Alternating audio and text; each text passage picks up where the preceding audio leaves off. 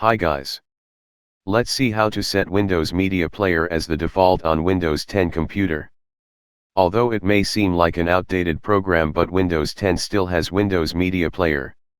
You may make the traditional WMP your default media player if that's what you like to use for your music and videos. First, click the Start menu icon and select the gear icon to open the settings window. In the Settings app, select Apps. Now go to Default Apps in the sidebar. Here's where you'll see all the different default apps.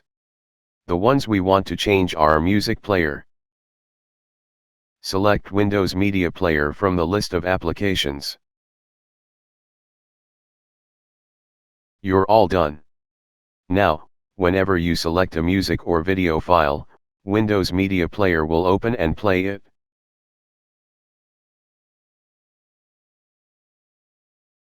Here is an example of it.